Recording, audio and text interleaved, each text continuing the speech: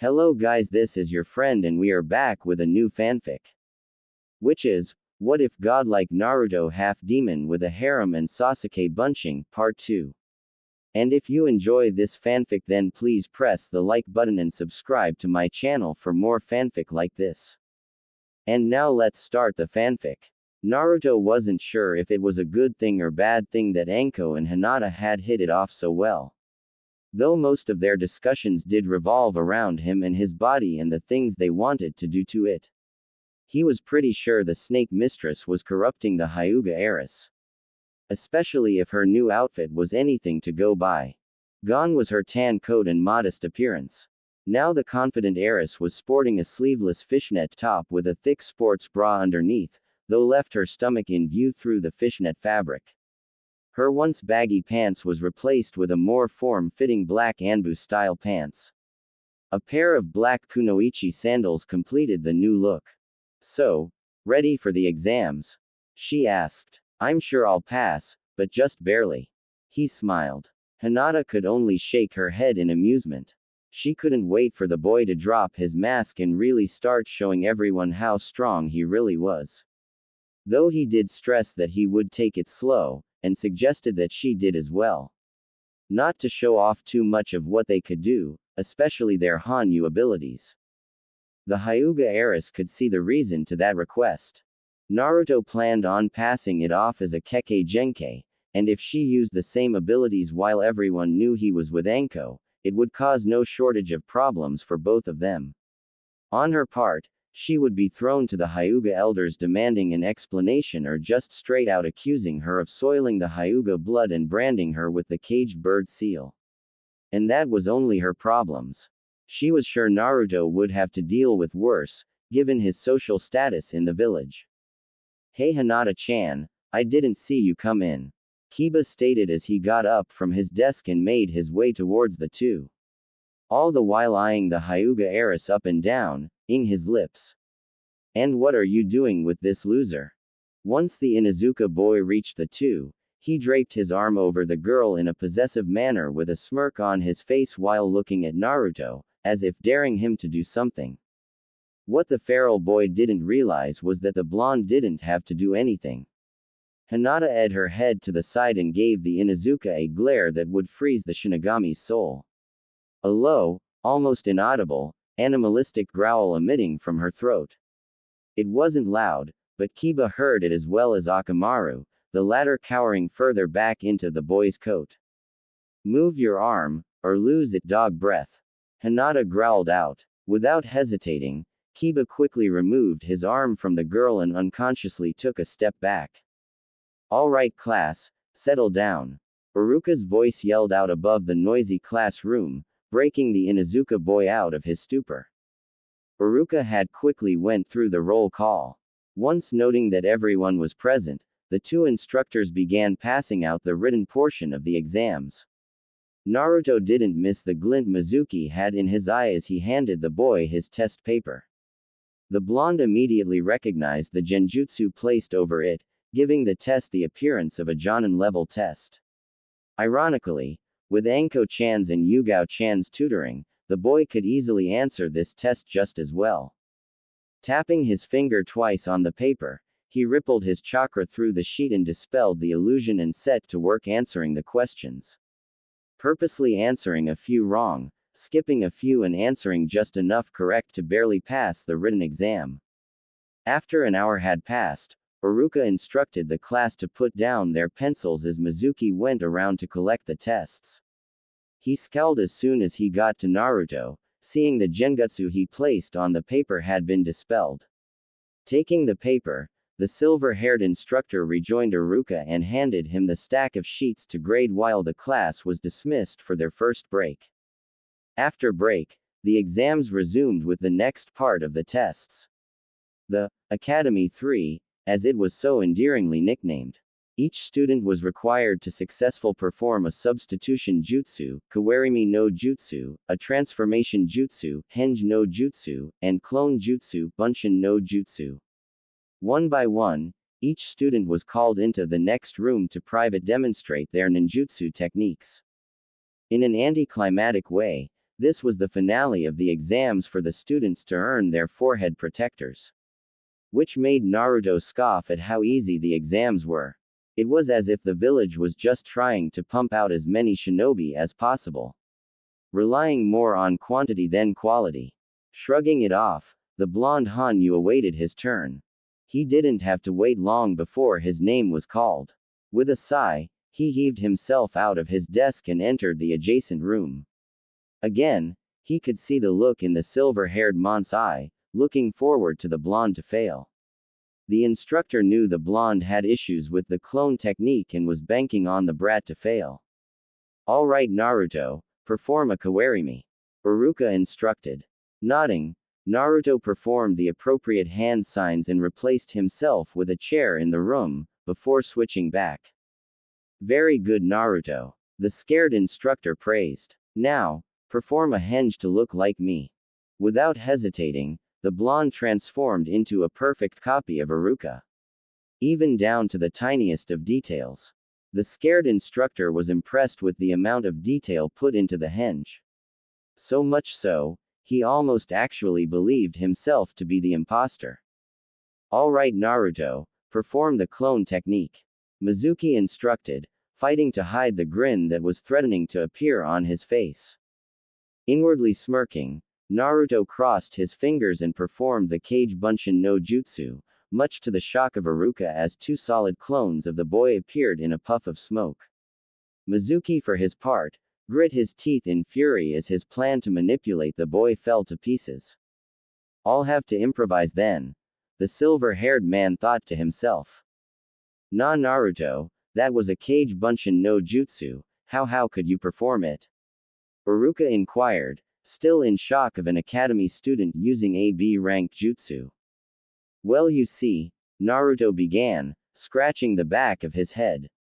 Over the last break I talked to Anko-chan about my trouble with the normal Bunshin jutsu and we discovered my chakra coils are way too big to be able to perform such a low-level technique unless I make enough to fill a small village. So, she taught me the Kage Bunshin instead. Iruka only nodded, accepting the explanation.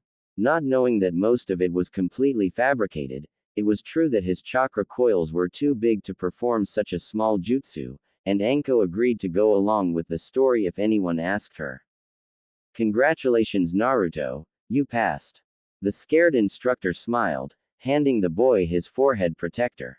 Thank you, Iruka-sensei, Mizuki-sensei. Naruto bowed and left the room, putting his hitai on his head, making a mental note to change the color of the fabric later. Eventually the rest of the class finished their exam with nearly everyone passing. Only exceptions were a group of civilian Uchiha fangirls that ignored their training in favor of their fruitless pursuit of the Uchiha's affection. With the exams over and the school day finished, all the graduates made their way to their respected homes to celebrate with their families. You graduated, you know what this means. Ari teased from the back of his mind. I know. Naruto chuckled. That is why I am stopping off to get something to eat. I am going to need all the energy I can get. After quickly devouring a half-dozen bowls of the Kushina special, the blonde thanked the two ramen chefs, giving Ayame a hug before departing and making his way to Anko's apartment. As he neared his destination, he could feel his first mate's excitement and nervousness at the same time. Despite her teasing, promiscuous attitude, and choice of clothing, the bad snake mistress was still a virgin. As he reached the apartment, Naruto knocked 3 times before opening the door and letting himself in. In the living room area was an impatient-looking snake mistress. So, you graduated, right?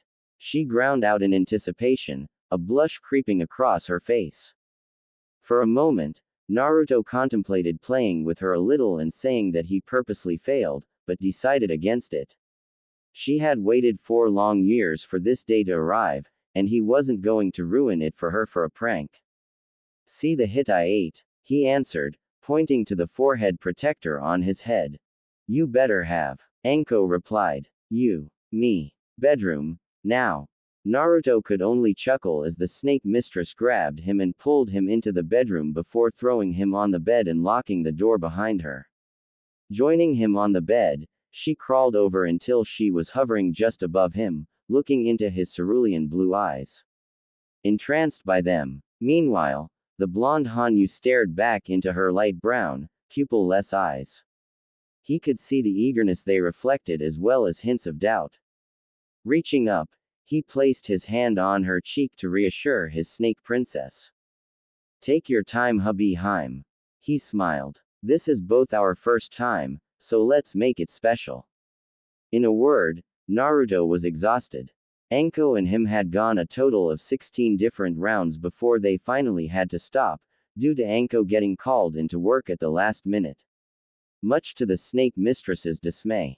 In that time, they had been in every position imaginable. Though he did feel relaxed.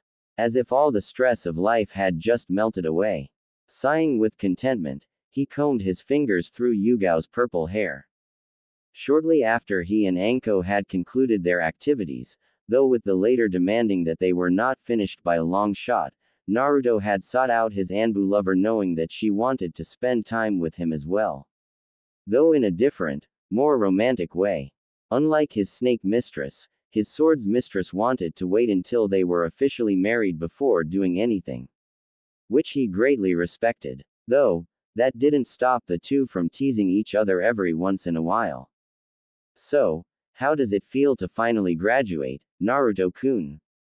Yugao asked as she snuggled herself deeper into his hold. Her back resting against his chest as they looked out over the village from the tree branch they were in. Anticlimactic. The blonde Hanyu replied with a grin. I was a little underwhelmed with how easy the final exams were. No testing of taijutsu or genjutsu. Just do a written test and perform 3 easy ninjutsus and done. Blame the civilian council. Yugao snorted, clearly not happy with the current academy curriculum. They pushed to make it easier for their kids to pass alongside the shinobi clans. Be that as it may, Naruto smiled. With graduating, I am closer to fulfilling Jashin-chan's will.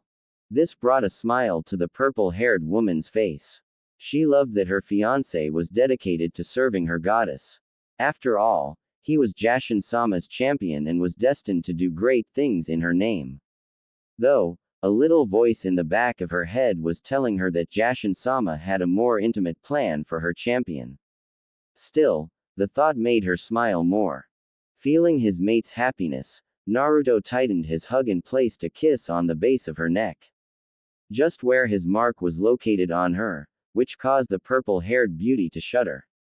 As the two enjoyed each other's company, a movement off to the right caught their eye, causing the blonde Hanyu to quirk his eyebrow. Well, that isn't something you see every day. He commented as both of them stood up, watching an orange figure with a large scroll on his back jump through the trees. Naruto-kun, you didn't tell me you were stealing the scroll of seals. The purple hair Anbu jested. I guess I wanted to surprise myself. He replied with a grin.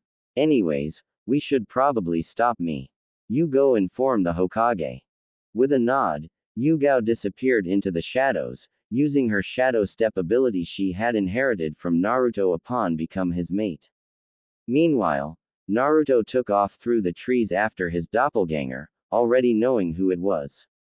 So you're finally making your move and framing me for it, Mizuki. The Hanyu thought to himself when he felt a tingling in the back of his mind, making the blonde widen his eyes slightly. Jashin-chan wanted this person's soul. With this realization, a feral grin appeared on his face and he doubled his speed to catch up to the imposter. With Naruto, Naruto, why are you stealing the scroll of sealing? Iruka shouted as he chased down his blonde student. None of this made sense in the mind of the scared Chunin. The boy had shown no signs of even thinking to attempt such a thing, let alone actually do it. He had no reason to, since he had passed the test and earned his forehead protector. Isn't it obvious, Iruka-sensei? The kid replied with a grin as he twisted and threw a few kunai at his pursuer, which Iruka easily avoided. The Kyuubi wants more power and I am going to give it to him. Iruka frowned at the boy's proclamation. Now he knew something wasn't right. Naruto shouldn't know about the fox, unless blatantly told him.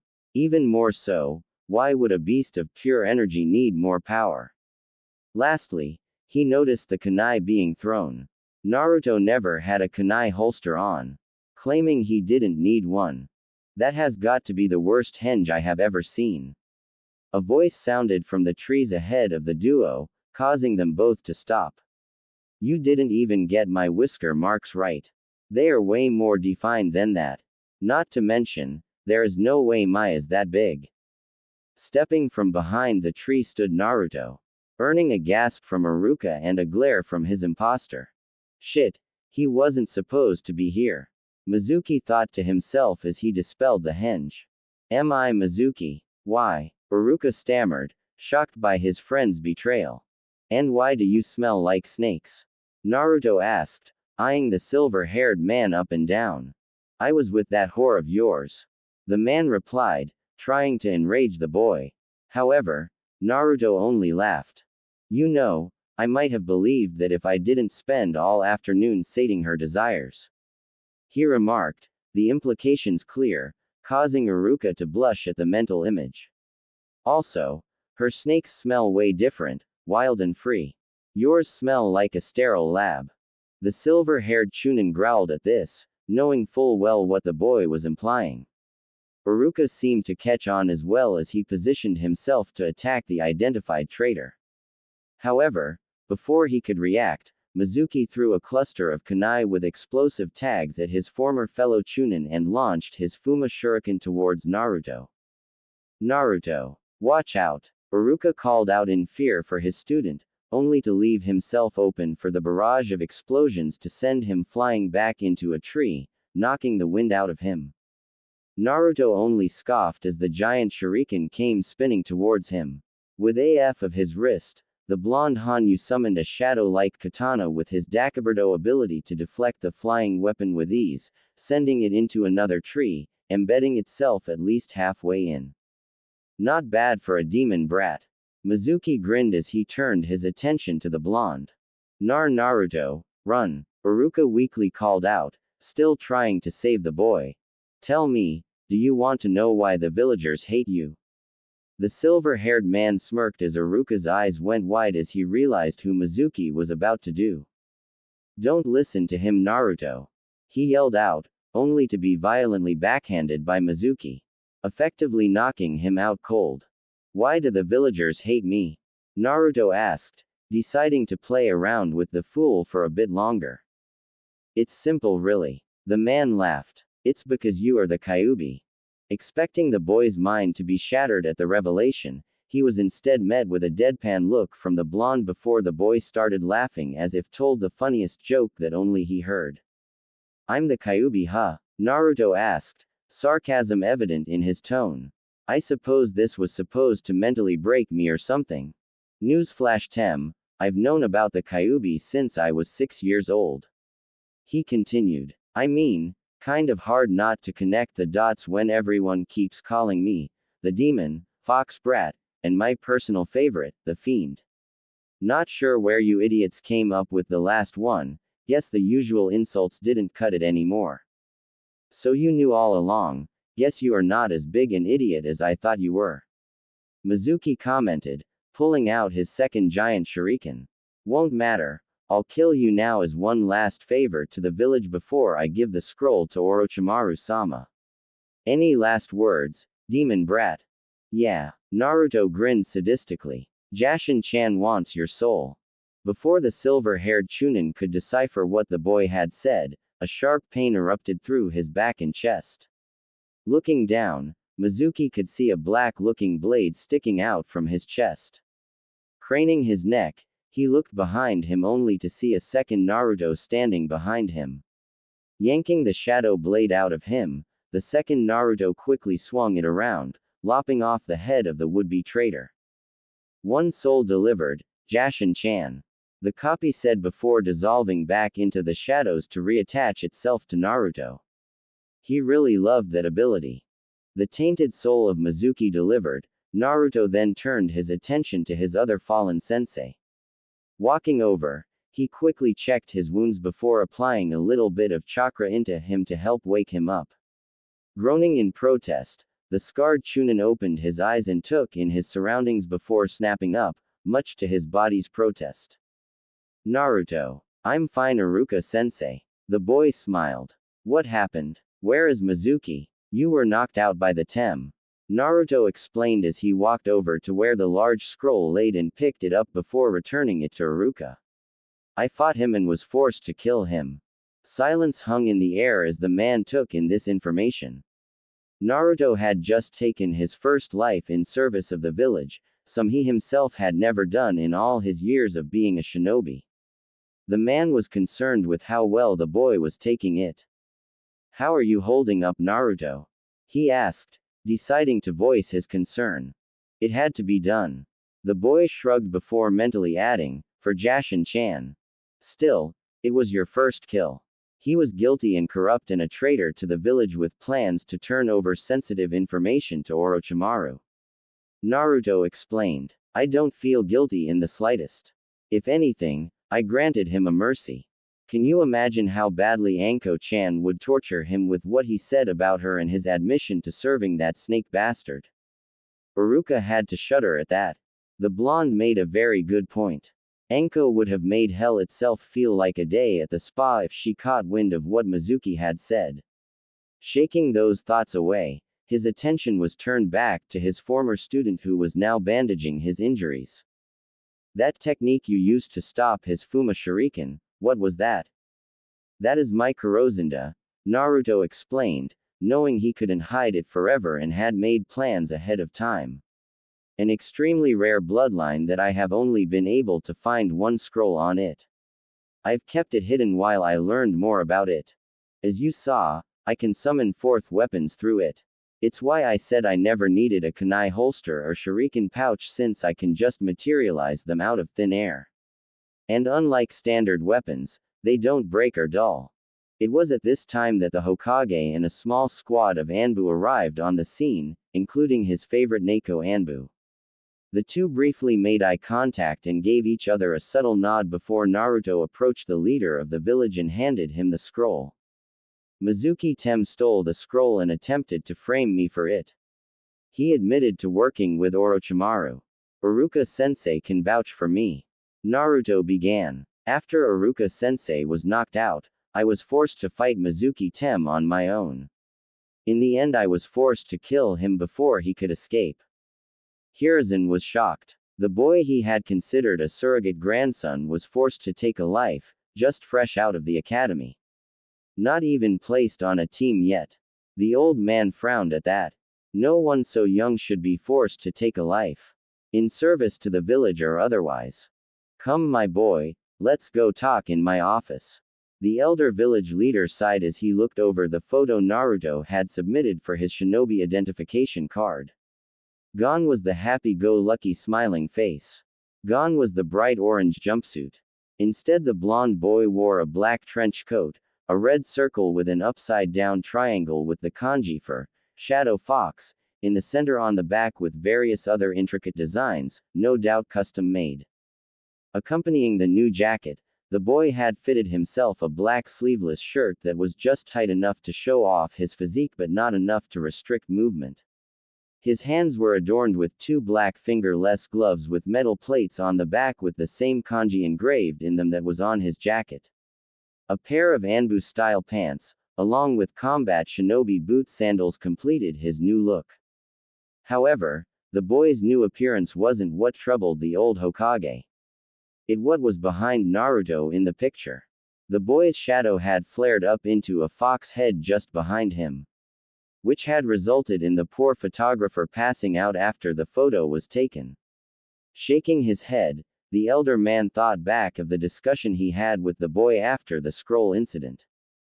Flashback no jutsu. Hiruzen frowned as he looked over the boy in front of him. So young and had already taken a life for the village, yet showed no mental scarring whatsoever from the event. It was surprising to the aged village leader as even the most seasoned of shinobi had breakdowns after their first kill. Yet Naruto stood steadfast. Putting a privacy seal around his office, knowing that sensitive topics were about to be discussed between the two of them. Naruto, about what happened tonight. He began cautiously. How do you feel? You are worried about my mental state, I assume. The boy countered, earning a raised eyebrow from the older man. Truth is, I am fine. I have already rationalized that it had to be done.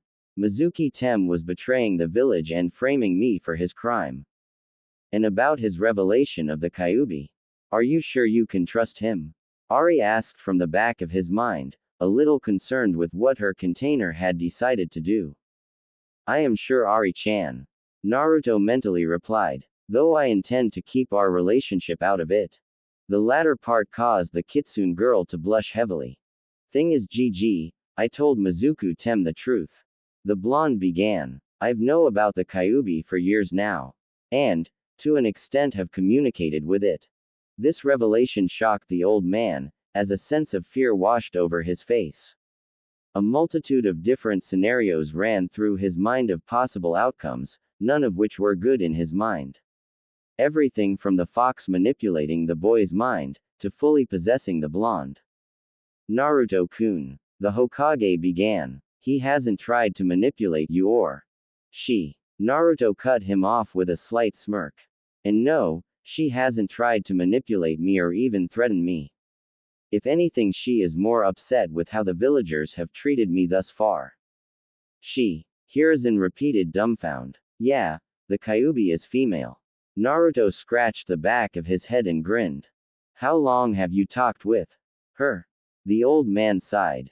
Since my 6th birthday. The boy answered honestly, almost causing the elder man to fall out of his seat in shock. You've been talking with the Kyuubi since you were 6? He asked in shock. How? Naruto sighed before looking at the old man solemnly. It was after the attack on my birthday. The answer caused the old man to wince in response, remembering that dreadful night. It was a sheer surprise to the elder village leader that the boy wasn't mentally scared from that night. It still woke him up in the middle of the night at times. She saved me that night and healed my wounds. Naruto continued, opting to leave out the bit about Jashin-chan also having a hand in his survival for that night. While I was unconscious, we talked and came to an agreement since both of our lives are intertwined together and make the best of the situation. I see, was all Hiruzen could say. Slowly digesting the information he had been given. To be honest, he was glad the boy wasn't broken over the burden he was forced to carry. And you say she has not tried to influence you in any way? That is correct, GG. The blonde smiled. We came to an agreement. She helps me by giving me some of her chakra and heightened senses. I make my mental landscape a bit more comfortable for her. Is this how you were able to use those abilities Iruka told me about? No. Naruto replied with a sigh. That was my Kurosunda Kekkei Genkei, or dark blood bloodline, if you will. I have never heard of such a bloodline. The old man stated, clearly intrigued by this development. I am not surprised. I awakened it the same night I met the Kyuubi. The blonde Hanyu continued, reciting what he had rehearsed for when his abilities would come to light. There was very little I could find on it. To the point that we have more information on the fabled Rinnegan than we do on my bloodline. I only found one scroll mentioning it in our library. I can bring it tomorrow if you wish. That would be appreciated. The old man smiled. What exactly does this bloodline do and how rare would you say it is? As for what it can do, from what I have learned with it and mastered to a comfortable level, I can manipulate the darkness element into hard weapons that are imbued with chakra. Even though it takes no chakra to use my Kurosunda. Naruto explained. Aside from weapons, I can melt into the shadows and use them to travel to places I have been. This is how I have avoided after my 6th birthday. As for how rare it is, from what I found only one person in a millennia has had it at any given time. Once again, Hiruzen was disheartened by the reminder of that fateful day. Though he hid it as best he could. If there was something to take away from it, was that the boy had awakened a very useful ability to aid him on his journey to become one of the greatest shinobi in the elemental nations and eventually greatest Hokage ever. Thank you for trusting me with this information, Naruto-kun. The old man smiled. Why don't you head home? Team placements will be next week. And don't forget to get your photo taken for your shinobi card. Naruto thanked the old man and as a showcase of his abilities, melded into the shadows and disappeared completely, leaving a stunned but grinning Hokage. Flashback no jutsu dispelled. Setting the photo back down on top of the open file, he looked across at the boy in question. Are you sure you want this photo? He asked. It could give the villagers the wrong idea. Would you prefer I use red and white war paint? Naruto countered with a grin. Besides, the Kyuubi is part of who I am. So I shall embrace it and take away the power of the villagers' insults. Also, since I am wearing this headband. The blonde gestured to his forehead protector. I am fully legally allowed to defend myself if anyone gets any stupid ideas. I believe I owe a few a stay in the hospital. Hiruzen could only chuckle at that. It was true, there were a number of villagers that had escaped his judgment after such attacks on the boy. I understand Naruto-kun. He continued to chuckle. Just do not do anything unless acted upon first. If you have trustworthy witnesses, all the better. Don't worry GG, I will only attack if I am attacked first. Naruto replied. Very well, head to the academy. The Hokage instructed as he turned back to the massive pile of papers that seemed to keep multiplying whenever he wasn't looking. Team placements will be starting in an hour and a half. Thanks GG. The boy stated as he moved towards the door. Oh, why don't you use shadow clones to help with the paperwork?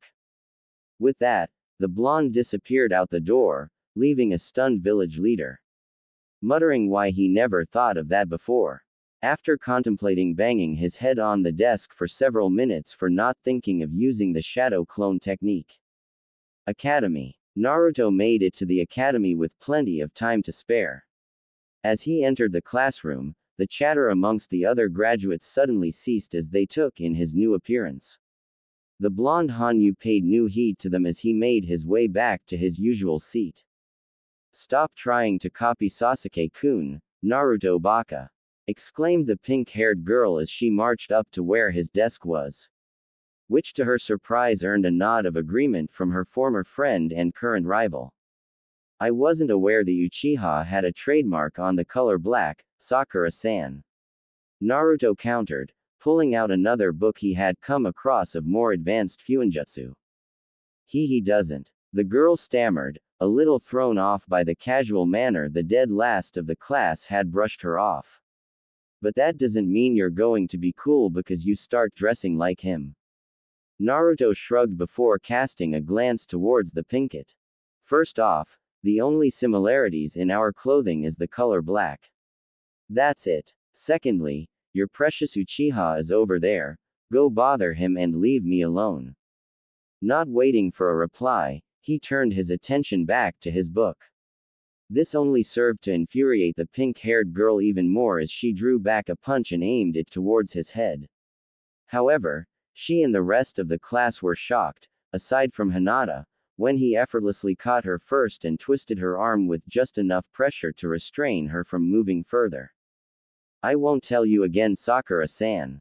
He replied without looking up from his book. Leave me alone. With a slight push, he let her fist go. Wisely she retreated to her desk unsure what had happened and how it happened. Naruto was dead last, yet he caught her fist without even looking up from the book he was reading. I hope I am on the same team as Naruto-kun. Hinata thought with a smirk. I want a front row seat to how everyone is going to react now that he isn't hiding behind his mask anymore. Slowly, the chatter began to continue amongst the graduates. The main topic now being the change in the dead last's behavior as well as appearance. Even the last Uchiha showed mild interest in the blonde's change. After some time, Iruka entered the classroom alone, much to the surprise of the rest of the class. Iruka-sensei, where is Mizuki-sensei? Asked one of the students. Is he sick? No.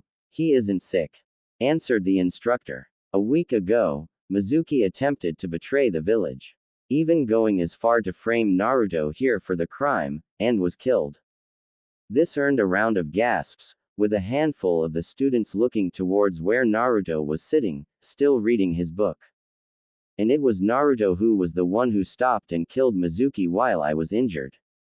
Iruka stated proudly. Told you, Iruka-sensei, I just did what had to be done. The blonde replied before closing his book and putting it away, finally noticing all the stares he was receiving.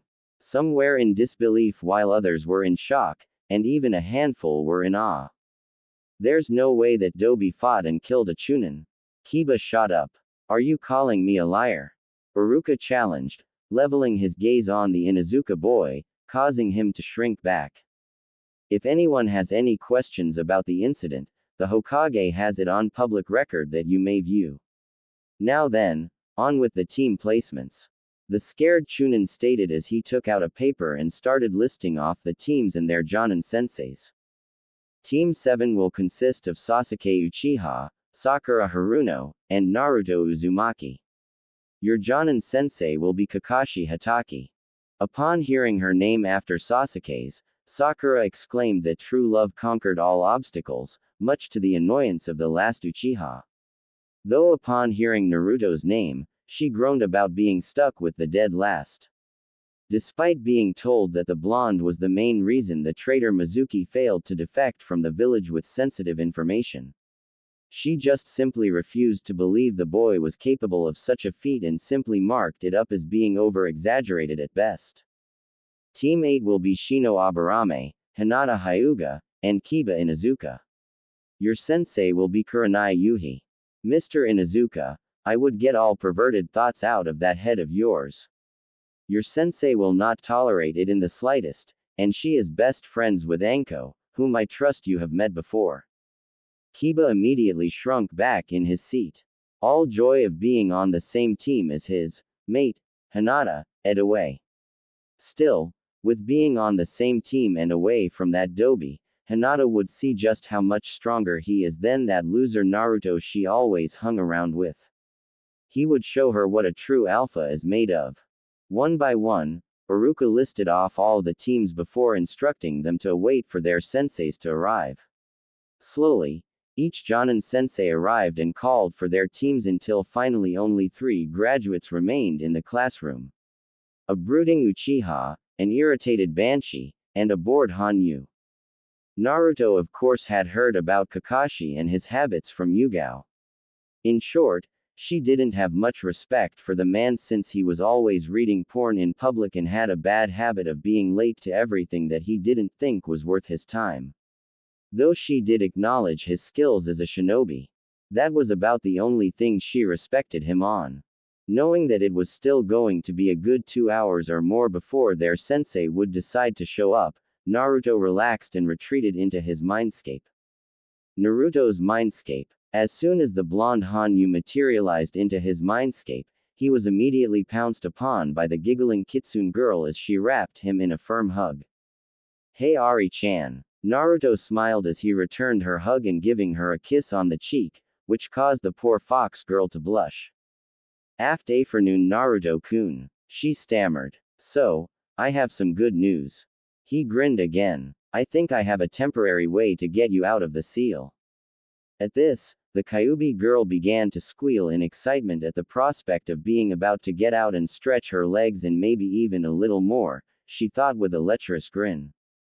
Before you get excited, it's not perfect and only temporary but should work. Naruto warned. He didn't want to get her hopes up only to have it not turn out the way they both hoped it would. The new Fuinjutsu book I got this week had some interesting techniques in it.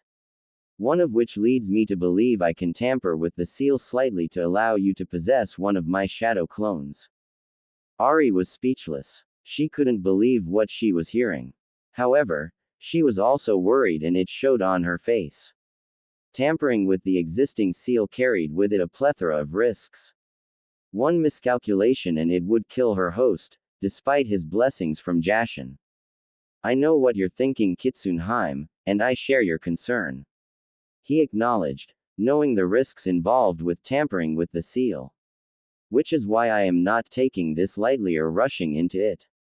At this point, the fox girl had her head down, hiding the tears of joy that were cascading down her cheeks. Until she felt a finger on her chin gently lift her head up to look into his blue eyes. I promised I would get you out, he proclaimed as he brought her into a firm hug, still looking into her red-slit eyes. Then, I can really hold you in my arms. To her shock, Naruto leaned in and kissed her full on the lips, sealing his promise to her. Thank you, Naruto-kun. She smiled, wiping away her tears once more after they had broken the kiss. Also, I think Anko has some things she wants to experiment with you involved. He grinned, causing the poor fox girl to blush at the implications. Anyways, I should leave. I can feel my sensei's chakra approaching. Not to mention that Uchiha brat keeps staring at you.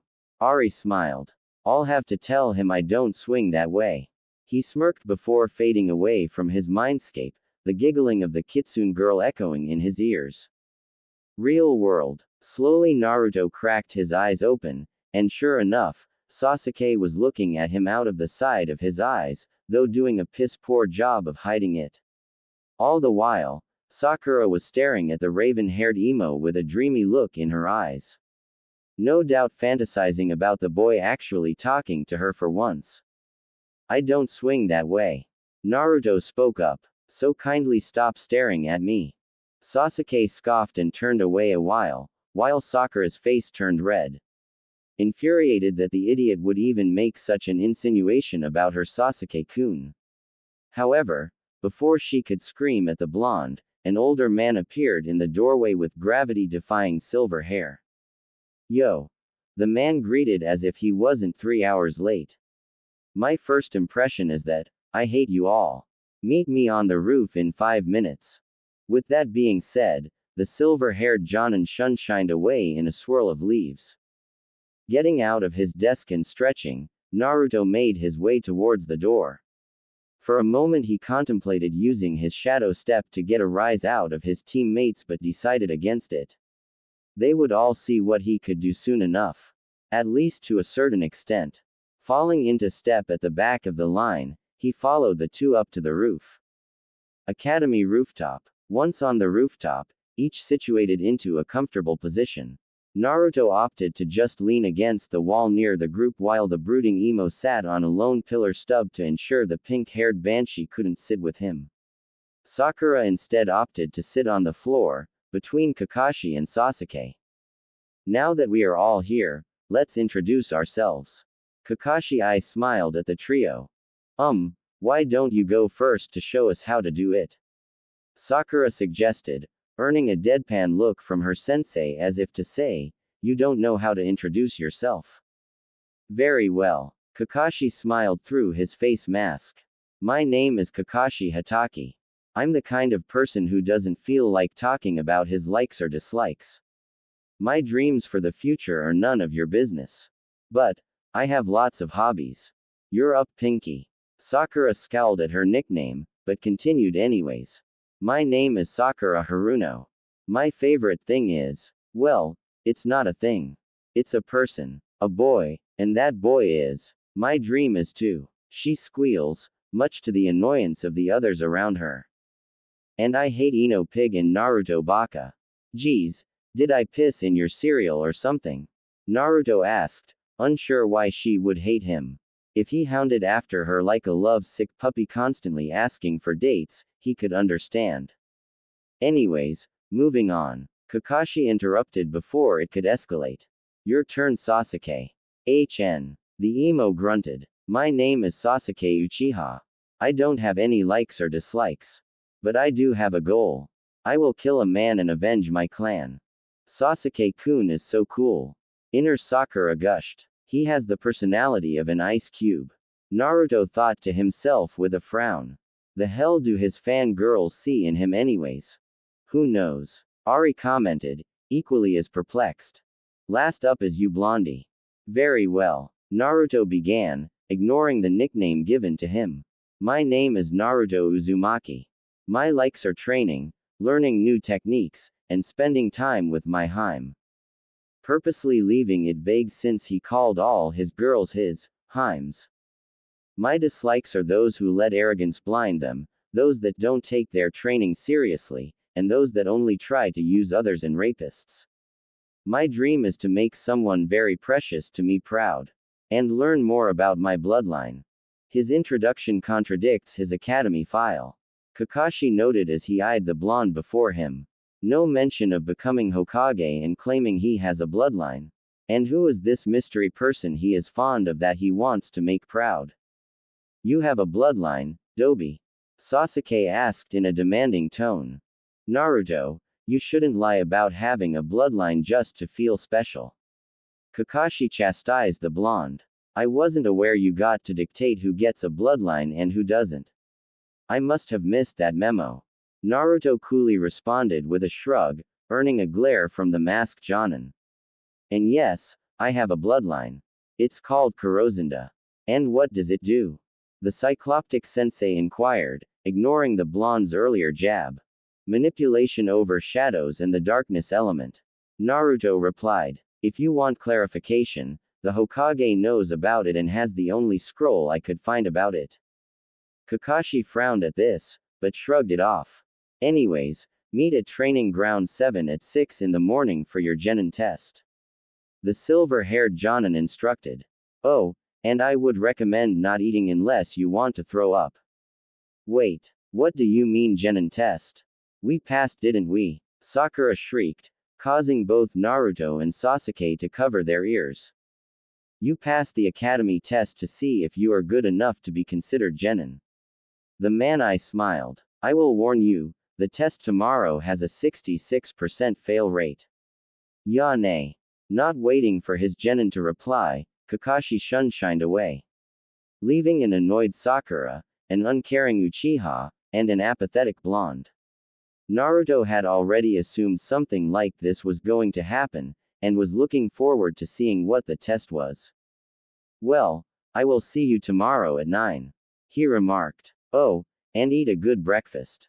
Like Kakashi, he didn't wait for a reply and disappeared into the shadows, using his shadow step ability. Much to the shock of his two teammates. Hey Sasuke, do you want to go out on a date? Sakura asked hopefully after they snapped out of their shock. No, was the emo's quick reply as he walked away, leaving the pink-haired girl alone with her thoughts and rejection. Next morning, 8:45 a.m. After a restful night's sleep and a hearty breakfast, Naruto made his way to the designated training ground. Only to find his two teammates there, slouched over. Exhausted and irritable. Clearly, they ignored his suggestion. You're late, Sakura shouted. No, I said I would be here at 9. Naruto pointed out. Our sensei has a habit of being late to everything. So I just showed up closer to the time he would decide to grace us with his presence. Sakura only scoffed and sat back down against one of the poles. Not even caring if she was close to Sasuke or not. With a shrug, Naruto leaned back against the remaining pole and pulled out his Fuinjutsu book as he awaited their illustrious sensei's arrival. It would be another hour before the silver-haired Jonin arrived, to find two passed-out genin and the remaining one casually reading a book. Though he couldn't make out what the topic was before Naruto sealed it away. Well, my cute little genin. Kakashi beamed as both Sasuke and Sakura roused from their sleep, each glaring at the silver-haired man. You're late, Sakura yelled with more force than when she yelled at Naruto. Mama. Kakashi waved her off. You see, there was a black cat that crossed my path, and then I had to help an old lady. Bullshit. The pinkett seethed. Anyways. The man ignored her, turning his attention to the rest of the team. The test today is simple. All you have to do is get these bells from me in 2 hours. Holding up a string with only 2 bells attached to them. But Kakashi-sensei, there are 2 bells and 3 of us. Sakura pointed out. Correct. The masked Jonin and I smiled. Which means one of you will be sent back to the academy. So that's his plan. Naruto inwardly smirked. The true purpose of this test is teamwork. But he is using a divide and conquer tactic by making us fight each other for a limited resource. The test starts now. Immediately both Sakura and Sasuke disappeared into the trees, leaving on Naruto standing across from their sensei, his black trench coat flapping in the wind as he seized up his sensei. To be honest, he had no doubt he could take the masked Jonin. He has, after all, gone toe-to-toe with a goddess. Even if she did hold back. However, Naruto had no intention of tipping his hand just yet. You know, this is where you are supposed to hide, Kakashi stated, not looking up from his orange book. Maybe, but I have a reputation for being unpredictable. The blonde smirked. Upholding that reputation is likely to get you killed in the field. The silver-haired sensei replied, still not looking up from his book. I'm sure so many will mourn me the day that happens. The Hanyu shrugged, earning a frown from his sensei. Without warning, Naruto fed out his wrist with two black objects shooting out at a high rate of speed. Though Kakashi easily deflected the two projectiles before they could reach him. However, for a split moment he did look up from his book. Unsure as to where Naruto had acquired his weapons from. Not having seen him wear a kunai holster or shuriken pouch. These are possibly duplicates. The masked Jonin thought to himself as he studied the blonde in front of him. Probably using them as a distraction. Pretty well thought out for the dead last of the class. Once again, Naruto repeated his attack, though this time with more kunai and at a higher rate of speed. This time, however, the silver-haired sensei opted to hesitate until the last second when his senses screamed at him to avoid the attack. In a blur, he deflected many of the incoming projectiles. Though still managed to receive a gash on his arm where one tore through his defenses.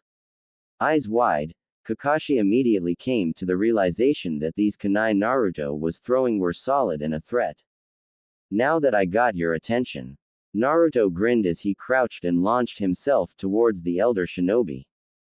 The masked Jonin was surprised at the strength and speed the blonde was using as he jumped back and deflected and blocked the strikes that came at him. However, Naruto's speed and power were impressive, forcing Kakashi to actually put his book away and focus on the fight. The masked Jonin was event considering using his Sharingan eye with the way the blonde kept him on the defensive. However, suddenly the Naruto he was fighting poofed in a cloud of smoke. Revealing it was a shadow clone.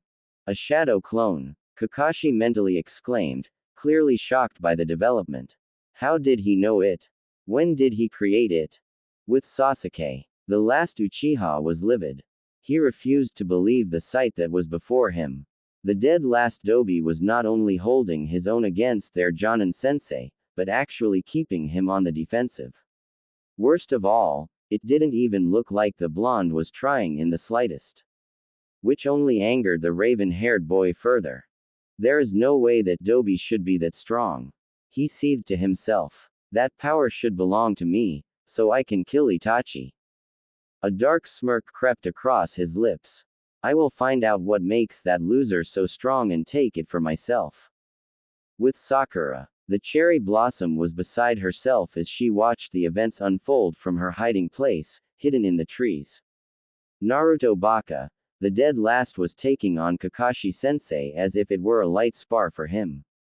It was even more surprising with the Naruto in the field suddenly dispelled, revealing itself to be a shadow clone. Who knew Naruto was so strong? Inner Sakura stated. I dare say he may even be stronger than Sasuke-kun. There's no way Naruto Baka is stronger than Sasuke-kun. Her outer self vehemently denied. That little display says otherwise. Inner laughed. Though now that I think of it, Naruto is kind of cute. Especially with those whisker marks. I wonder how the rest of him looks since he is always hiding his body. I bet he is a hunk. Shut up. Shut up. Sakura shook her head, trying to ignore her inner self's monologue. I love Sasuke-kun and we are destined to be together. Pissed. Sakura-san. A voice came from behind her. Eyes wide, she slowly turned around to see her blonde teammate perched on the tree branch with her. She would have screamed in shock if the boy hadn't covered her mouth, preventing her from doing so. Don't scream, he said as he released her. What do you want, Naruto Baka? She glared at him, though quickly blushed now that she was up close to his face, due to their proximity to each other. Those whisker marks do make him look cute, she thought to herself, before shaking that line of thinking away. If Naruto had noticed, he gave no indication that he did. We need to work together if we want to pass this test, he bluntly stated. Why should I help you? She shot back defiantly. Besides, Sasuke-kun will easily pass this test once he gets the bells from Kakashi-sensei, and then him and I will be on the same team. Tell me, Sakura-san. Naruto couldn't help but chuckle at her ignorance. Supposed smartest kunoichi in the class, yet she hung on to her delusions. Have you ever seen a two-man cell? The pinkett opened her mouth to reply, but closed it, unable to think of any team that only had 2 members. Exactly, all teams are 3-man cells, with the odd team getting a 4th member. Naruto pointed out, even if a team loses a member due to injury or death, they are quickly filled with a suitable replacement. The only exceptions are apprenticeships. Okay, so how are we going to work together? She relented with a heavy sigh.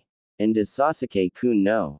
Sasuke is too prideful to openly accept help, the blonde explained, holding his hand up when he saw she was about to defend her obsession. So, when he goes to fight Kakashi-sensei, I will help him so it will at least appear we are working together. While Sasuke and I are fighting sensei, you sneak up on his left and go for the bells. Sakura blinked at how well thought out this plan was. Why his left side? She asked, a little confused. Why not just come up behind him? If you noticed, he wears his Hite 8 over his left eye, giving him a blind spot. He pointed out. So while Sasuke and I have him distracted, you should be able to sneak in and get the bells. Fine, but if this doesn't work, I am beating you into the ground, she threatened. If this doesn't work, we're all going back to the academy, he countered. Well, she would. Kakashi-sensei is already playing favorites with the Uchiha, so I would full expect him to pull some strings to get him as an apprentice since Hatake holds the dog summoning scroll. And I could easily become Hubby Heim's apprentice since she already let me sign her snake summoning scroll. However, the pinkett didn't need to be aware of that. With Kakashi, the masked Jonin frowned. He had hoped that there would at least be some form of teamwork between his genin, but so far only Naruto had faced off against him. It still troubled the silver-haired Jonin that the blonde had not only kept him on the defensive in a pure taijutsu match, but had also drew blood from his ranged attack prior. Fortunately it wasn't deep, but it did sting. Looking up from his book, he spotted his next challenger. Sasuke Uchiha. Let's see what he does, Kakashi thought. Taking after Naruto and attacking me head-on? The masked man asked lazily. PFF'd. I am nothing like that weakling. The Uchiha scoffed. And I will be taking those bells. The Uchiha then quickly withdrew a series of hand seals before bringing his hand up to his mouth. Kaden. Gokaku no Jutsu, Fire Release. Great Fireball Jutsu. Sasuke shouted as a huge fireball erupted from his hand, barreling towards Kakashi. When the flames died down, it was revealed that the masked Jonin had replaced himself with a log. Looking around, the Uchiha felt the ground move from underneath him. Not bothering to look down, the raven-haired boy jumped into the air, narrowly avoiding a grasping hand from the silver-haired sensei. Flipping in the air, Sasuke landed on his feet and charged towards the masked shinobi. The Uchiha sent a flurry of punches and kicks towards Kakashi, each one being blocked or deflected, while the silver-haired Jonin would read his book. A stark difference from his taijutsu exchange from Naruto.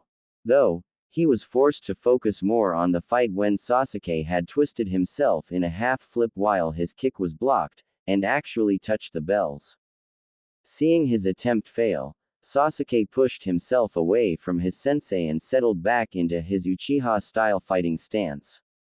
As the Uchiha launched another assault, Naruto bolted out of the trees and attacked Kakashi high, seeing as Sasuke was already attacking low. This is interesting, Naruto seems to be working alongside Sasuke. Kakashi thought to himself as he avoided and blocked the oncoming strikes. Though his previous encounter with the blonde had him worried. "I don't need your help, Dobi," Sasuke stated, glaring at the blonde. "Noted," was all Naruto countered with as he moved along with the Uchiha to re-engage their sensei. While the two boys engaged the masked Jonin, the blonde Hanyu took care as to not make any move towards the bells. He did this for two reasons. 1. To not antagonize the Uchiha, knowing that the emo's pride wouldn't take it well if Naruto went after the bells. Secondly, he needed to make sure Sakura was included in this plan. Even if Sasuke was unaware of it. As the two boys kept the silver-haired Jonin engaged, the Pinkett crept out of her hiding spot and got closer to the action. Coming in from the left, just as Naruto had suggested. To her surprise, the plan was working perfectly as she was able to get just beside Kakashi and made a reach for the bells. Until she suddenly found herself in an entirely different location, and Naruto was where she once was. Just in time to receive a powerful punch from Sasuke. Sakura didn't know what to make of what she had just witnessed. Did her Sasuke-kun purposely attack her just so she couldn't get the bells, or did Naruto switch places so he could get the bells himself? None of it made sense to her. With little effort, Naruto picked himself up and dusted himself off, shooting a glare towards the Uchiha, whom only looked at him smugly.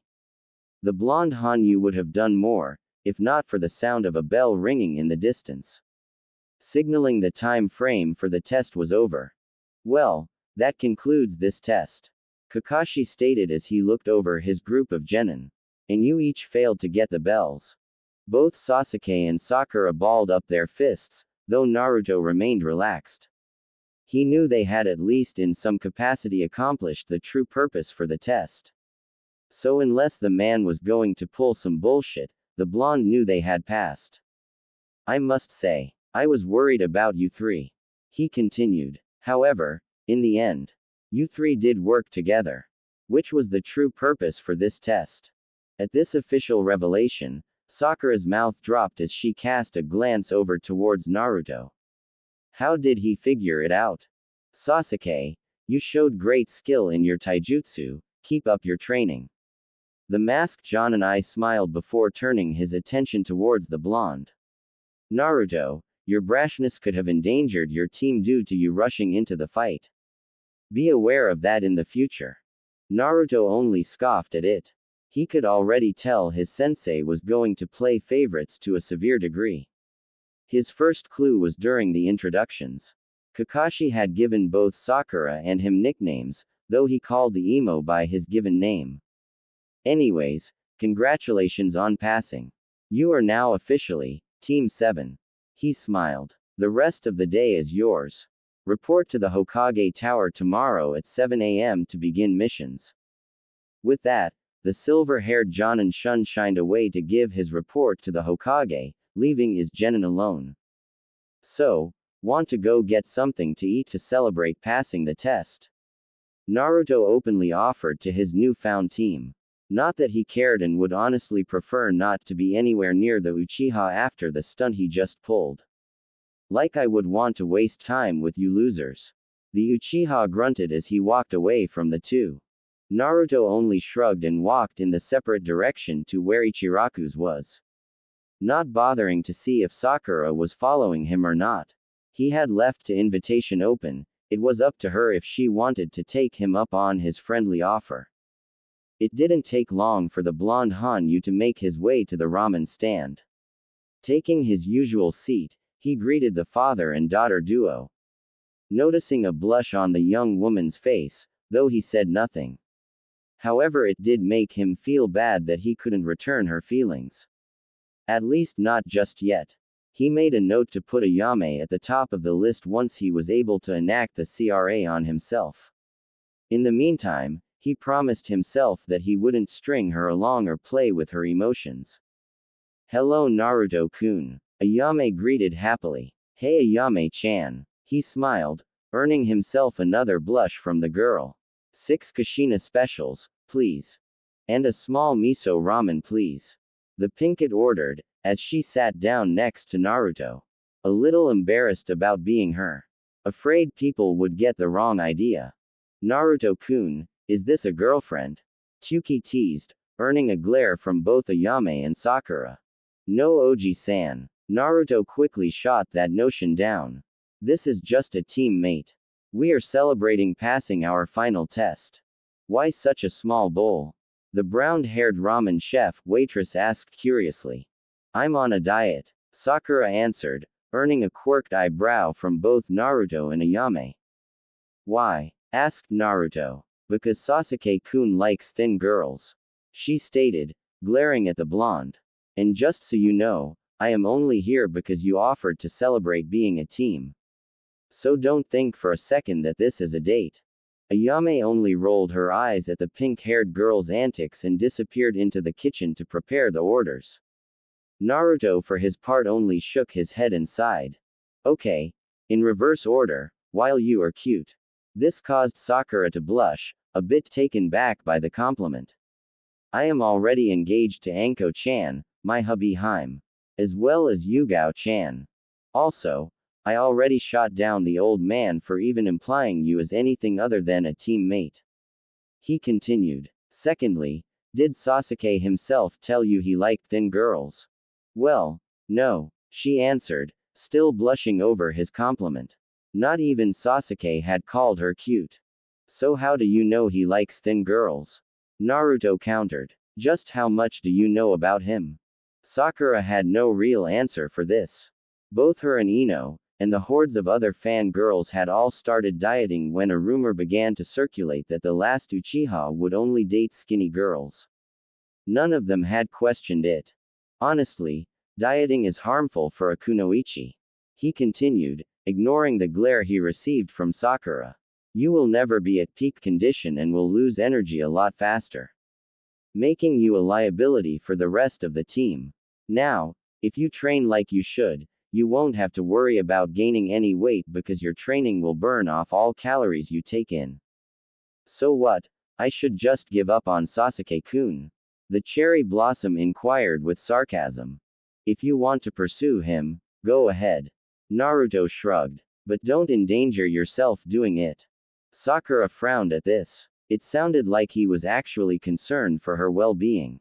This was something new to her as she was used to the constant rejection and apathy from her obsession, and even her parents didn't question her choices or try and change her mind. So what should I do then? She asked. First off, ignore rumors. Rumors are a dime a dozen and are hardly ever true. The blonde boy stated. Secondly, try to get to know him on a personal level. Take for instance Anko-chan and myself. We literally know everything about each other. Our dreams, our goals, and even some of our odd quirks we have. In a word, Sakura was shocked. She had half expected the blonde boy to tell her to give up altogether on Sasuke and maybe even curse him instead. Though perhaps that later part was due to being around Kiba too much, since her seat in class was near his. However, to see just how much he understood about the importance of a strong relationship surprised her. She was shaken out of her thoughts when their orders arrived. Thanking Ayame, both began to dig into their respective meals. Sakura was a little worried about the scent coming for the blonde's bowl. Almost making her eyes tear up from all the spices and chilies in it. However, one thing was pestering her. Well, with a little goading from her inner self. Naruto. She spoke, leaving out her usual insult to his name. What happened during the bell test? Why did you switch places with me? Naruto could only sigh. He knew she wasn't going to take this well. You want the truth? He asked, seeing her nod her head. When you were reaching for the bells, Sasuke saw you and went to punch you instead of Kakashi-sensei. I switched myself with you to take the hit, so you wouldn't get hurt. Sakura was silent as she digested what the blonde boy had just told her. Deep inside, She knew it was true, but she just didn't want to admit it. Maybe it was an accident. Yes, it was an accident. Sasuke-kun would never do that to her.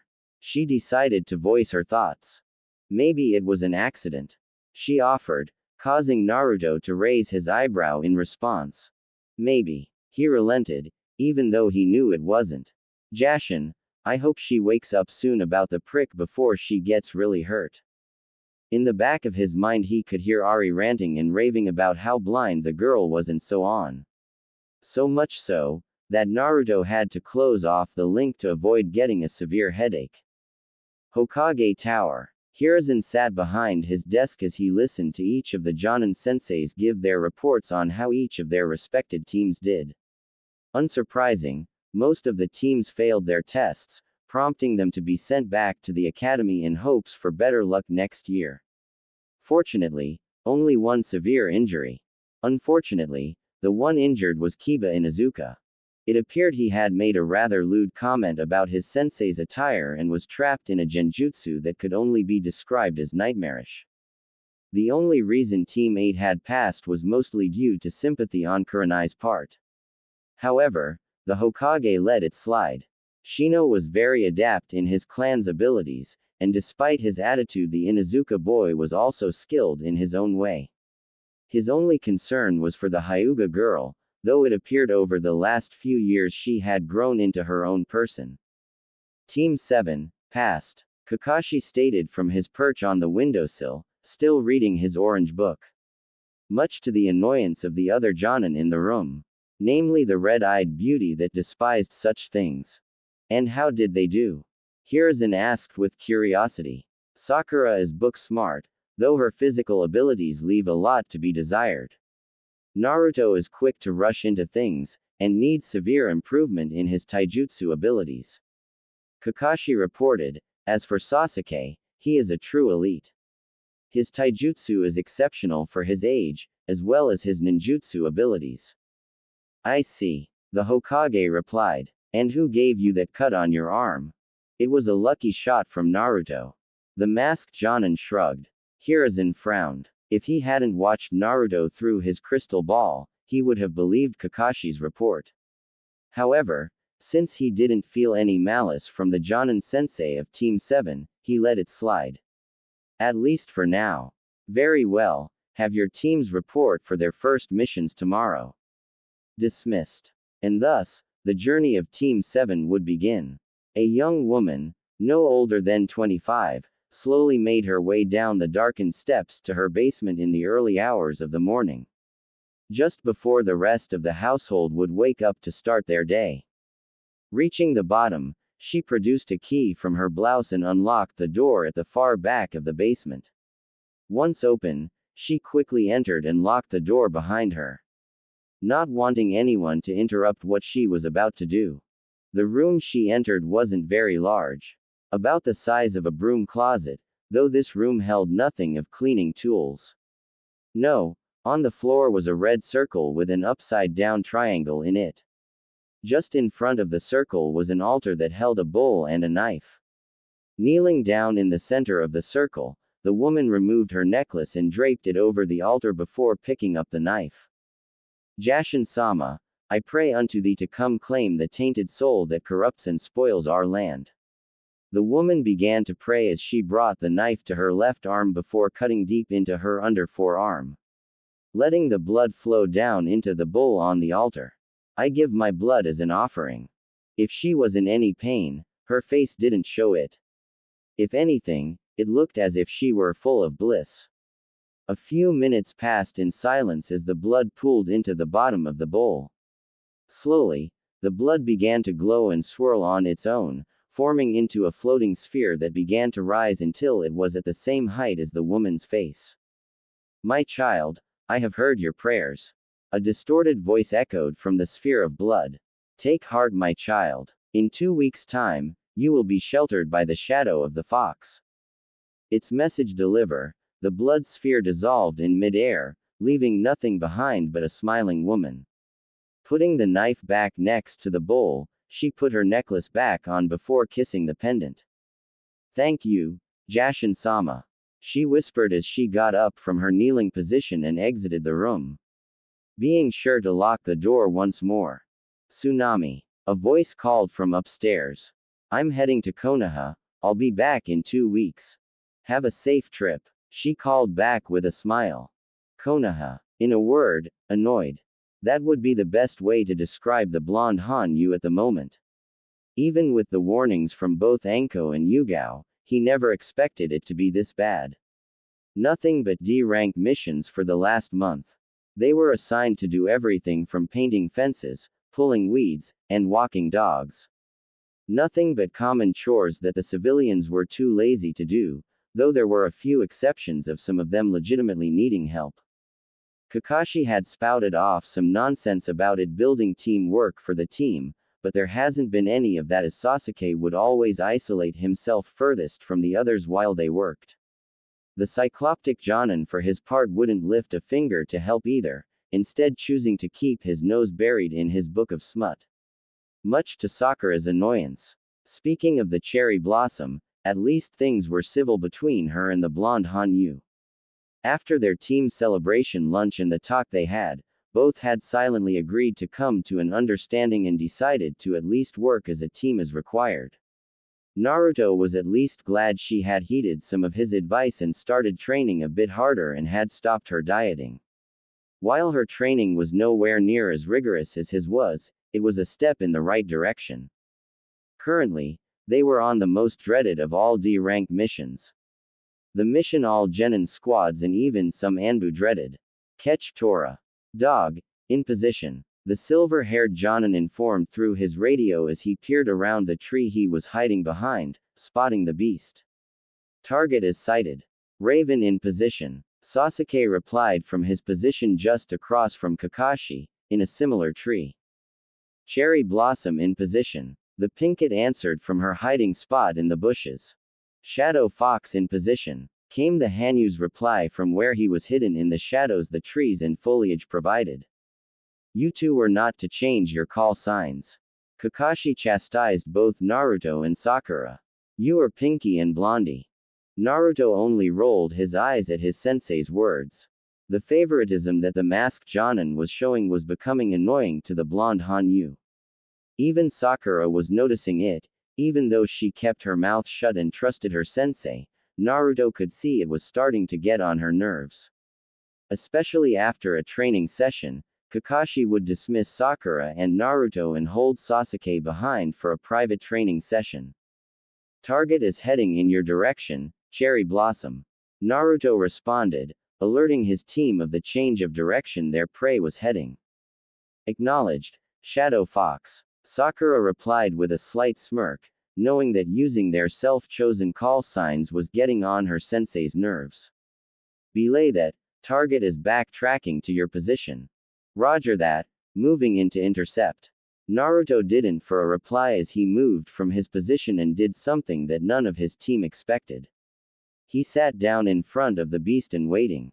After a few seconds of the beast staring down the young Hanyu, it moved towards the boy and sniffed the boy's waiting hand before nuzzling against it. Everyone watched as the beast with brown fur and black stripes settled into the blonde's lap, purring in contentment. Confirming target, ribbon on its right ear. Tiger striped markings, and brown coat. Naruto reported into the radio. Confirmed, target is Tora. That was anticlimactic. Sakura commented with a frown. Kakashi and Sasuke could only nod in agreement. All the horror stories from other teams about the beast now purring in Naruto's lap and given the team an image of a bloodthirsty beast that would devour them if they made one mistake. Let's report our success, Kakashi stated, though he frowned at the blonde holding the cat. Once again, the boy acted without being ordered to. You mean Naruto's success? Ari ranted from the back of Naruto's mind. Don't mind him, Kitsunheim. The boy mentally replied. He's just pissed that I upstaged his precious Uchiha again. Cradling Tora in his arms, Naruto got up and walked along with his team towards the Hokage Tower where the client was waiting with the Hokage. Not just any client, the wife of the fire daimyo herself. Hokage Tower, 5 minutes later. After a short walk, Team 7 found themselves in the office of the Hokage. To the side of Hiruzen's desk stood an average-height woman with a slender figure, dressed in a red luxurious kimono showing a fair bit of cleavage, with an assortment of jewelry adorning her fingers and neck. One thing that struck Naruto as being odd was the fact that almost all of the woman's jewelry was gold, except one lone necklace with a silver chain. Capture Tora mission, a success. Kakashi reported. Oh, my precious baby. The woman quickly rushed to where Naruto was and scooped the cat out of his arms and hugged it tightly against her ample chest. Did you miss mommy? I bet you were so scared out there all alone. The scene before them caused each member of Team 7 to sweat drop. Very good, Kakashi. The village elder stated. Payment will be transferred to your individual accounts. You're dismissed. Thank you, Hokage-sama. Kakashi bowed before turning and dismissing his team for the afternoon. Receiving the dismissal, Naruto approached the woman who was still crushing the poor cat, whom was now struggling to escape once more, in a hug. Excuse me, Naruto began, catching the woman's attention as well as his team's, earning a scowl from Kakashi. Shijimi, cutie. She smiled as she introduced herself to the bold genin that had approached her. With respect, Shijimi Dono. The boy continued. I believe I know why Tora keeps running away and how to prevent it. Naruto, leave it be. The silver-haired Jonin chastised. You are speaking above your station. Relax, Shinobi-san. Shijimi waved off the older ninja, keeping her attention on the boy before her. I would like to hear what he has to say. Kakashi nodded, though shot a glare at the young blonde that did not go unnoticed by the blonde Hanyu. Now, you were saying you know how to keep my precious baby from running away all the time. The woman asked, all the while snuggling the cat further. With all due respect, I believe part of the problem is you, Shijimi Dono.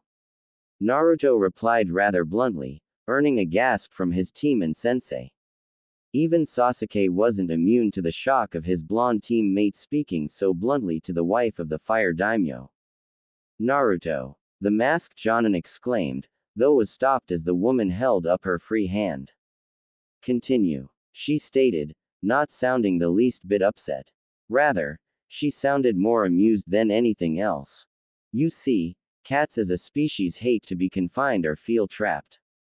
The blonde continued, ignoring the glare Kakashi kept sending his way. While I see that you do love her greatly, your love and affection make her feel trapped and thus, the reason why she runs away all the time. If I may, Naruto asked, gesturing towards the Tora in the woman's arms.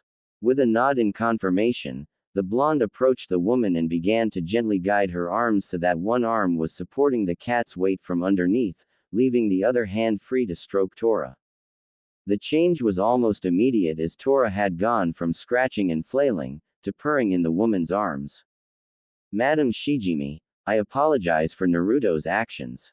Kakashi stepped forward and bowed.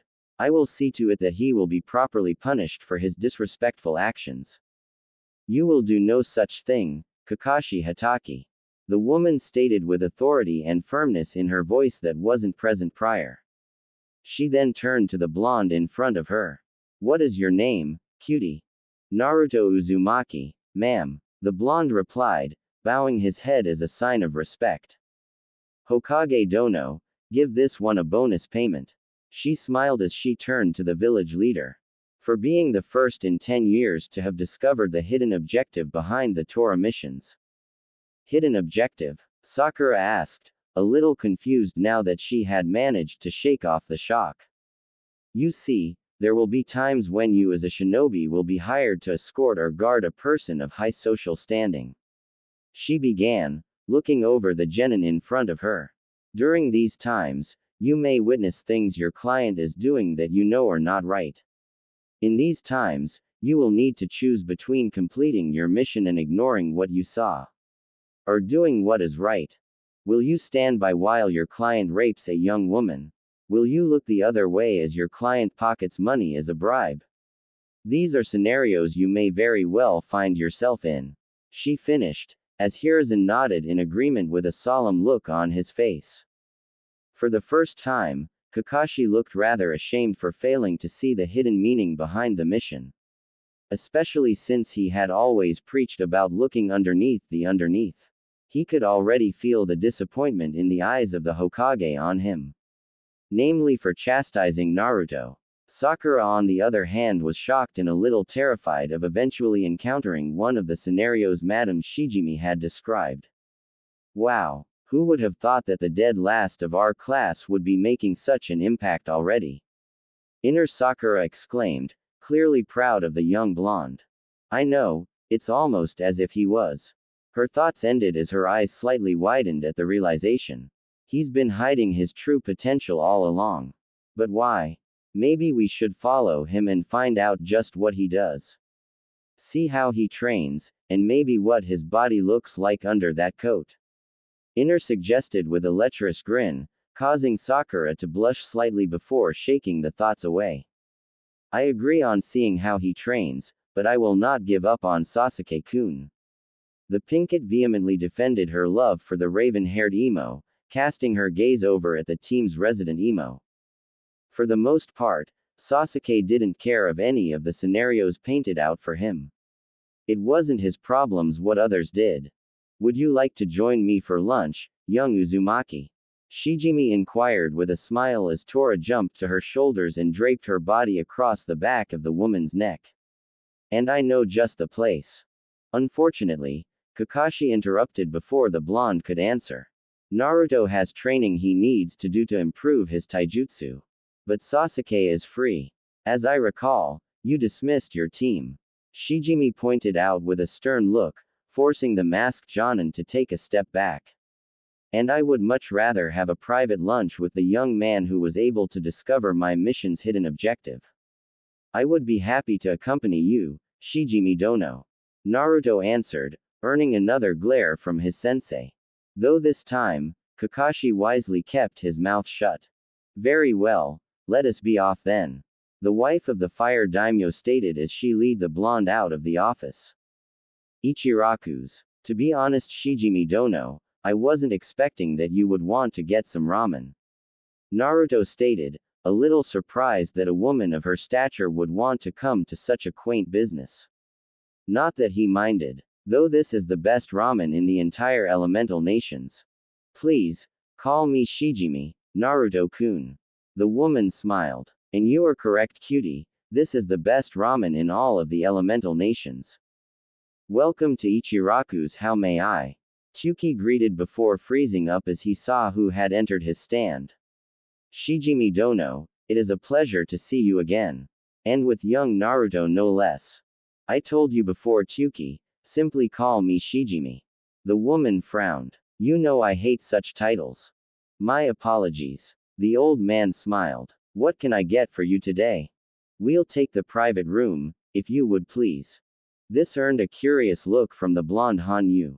All the times he has eaten at this stand, he had never once heard of any mention of them having a private area for guests. However, he didn't question it as Tuki led the two into the back, just past the kitchen area where a lone booth was located.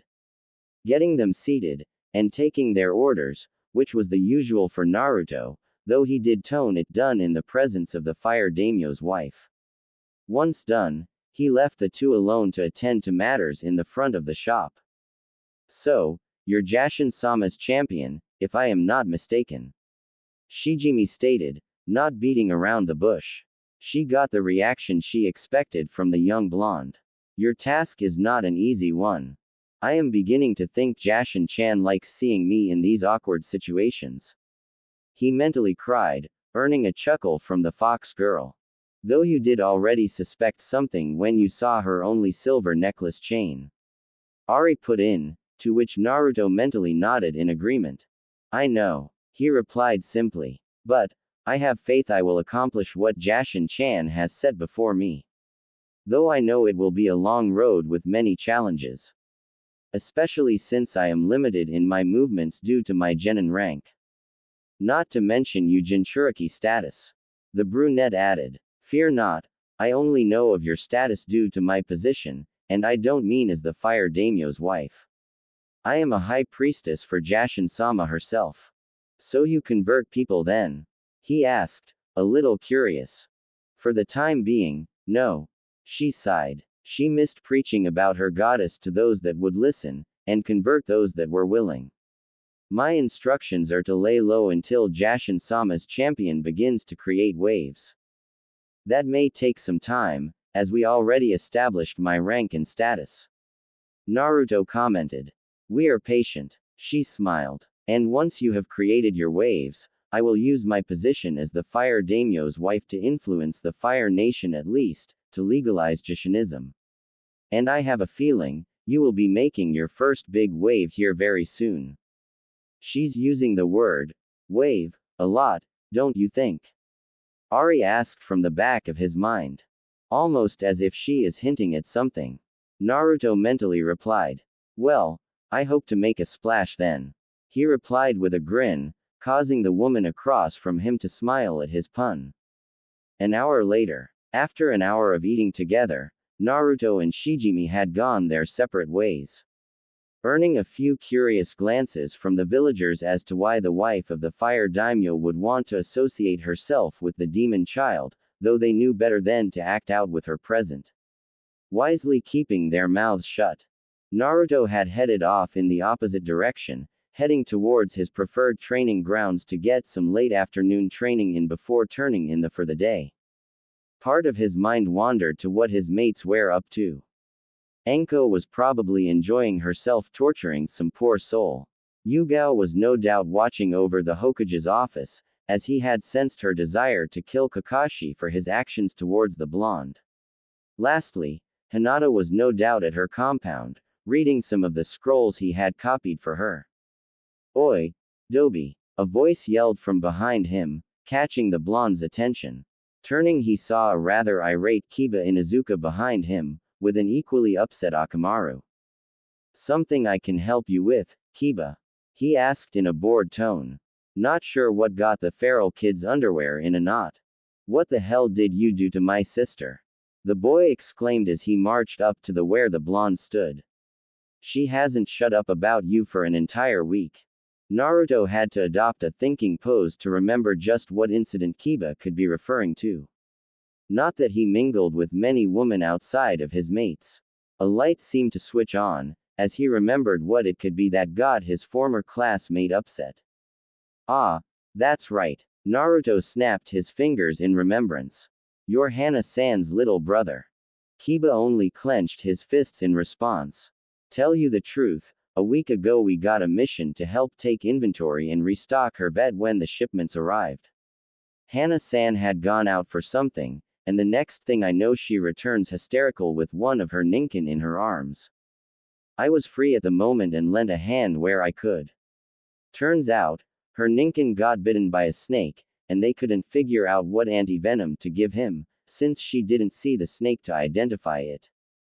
Fortunately, I was able to identify it by scent and we were able to give her ninkin the correct anti-venom. After that, Hana-san and I just talked to calm her down. Naruto finished with a shrug.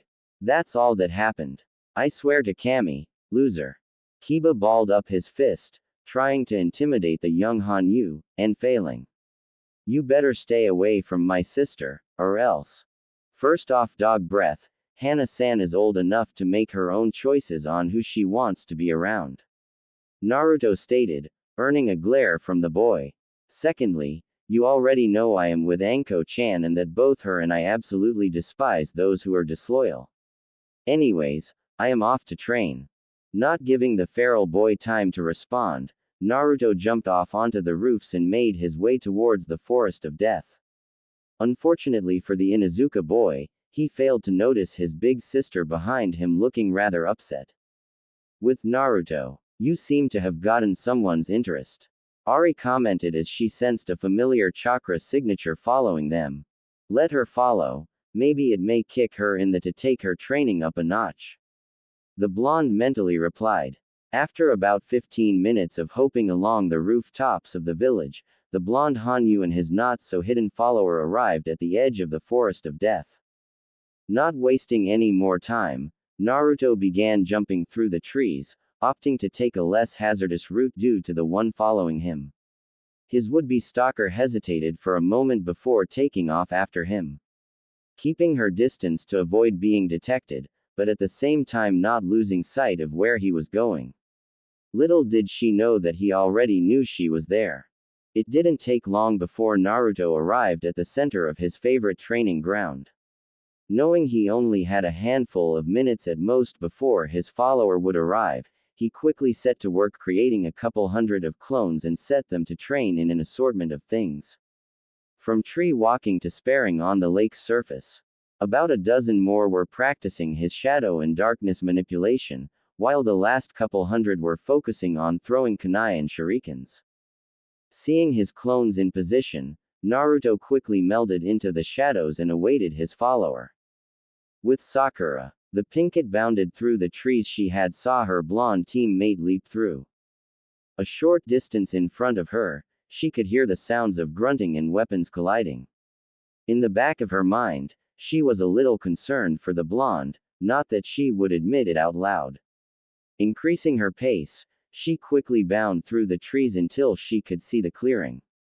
Letting out a gasp in surprise, he hid herself behind the tree she was on, which was a few lines back from the training ground where a small army of Narutos were training. How can he create so many? Sakura asked herself mentally. Imagine him using that in the bedroom. Inner pervertedly commented with a snicker. Sakura immediately blushed at the implications and formed a small nosebleed before shaking such thoughts from her head. Damn it, Inner, we're here to see how he trains. The Pinkett mentally ranted. I love Sasuke-kun. Not this blonde twerp. Sasuke-kun probably trains a lot harder and has more muscles. Her thoughts were derailed as a few of the clones had removed their jackets and shirts, exposing just how muscular the blonde really was. If she was being honest with herself, the Pinkett would have to admit that Naruto was well more defined than Sasuke was. However, if she were honest with herself, she wouldn't have her inner self pointing out the obvious comparison between the two. You were saying, Inner chuckled to herself. Just imagine, feeling up those rock-hard abs of his. Another mental image assaulted the poor girl's mind, causing her to blush up a storm that would have put Hinata to shame during her earlier days. No, Sasuke-kun and I are meant to be together. Sakura mentally screamed. Why are you pushing so hard for Naruto now? You love Sasuke-kun too. No, you forced me to love Sasuke because he was the only one you would ever look at. Inner pointed out. Now that you actually have to pay attention to other boys, I actually have others to compare the Uchiha to. I don't. Compare the two boys in our life right now, her inner self stated. Sasuke barely talks to us, always calls us a loser and weak, and barely acknowledges us. Whereas Naruto-kun has been civil towards us, and has even given us tips to improve ourselves. So caught up in her inner dialogue, that Sakura didn't notice a large shadow looming over her until the last second when a gurgled sound alerted her that something was behind her. Turning, she saw Naruto with his black blade thrust into the throat of a horse-sized tiger-like beast, causing her to gasp in surprise. You know there is a reason they call this place the Forest of Death, right? Naruto asked, as he allowed the body of the beast to fall out of the tree. You know, if you wanted to see me train, all you had to do was ask instead of following me. Kind of makes you look like a stalker, you know. Sakura was dumbfounded, while her inner self was laughing her ass off inside her mind. Naruto had known she was here. He had known that she had followed him. How did you know? Naruto finished for her as he turned to fully face her. Unfortunately for the Pinkett, he did not have his trench coat on, allowing her to see his defined muscles up close. I felt your chakra after I left Ichiraku's. Sakura could only look on in shock. He didn't just sense her here, he knew the entire time but still allowed her to think she was undetected. However, she was broken out of her thoughts when he felt him wrap his arms around her. Eyes widened, she looked up, blushing slightly as she could feel just how toned his muscles were. Don't get the wrong idea, Sakura-san. He replied as they both sank into the shadows, only to arrive in the training ground before he let her go. It's merely more comfortable to talk down here.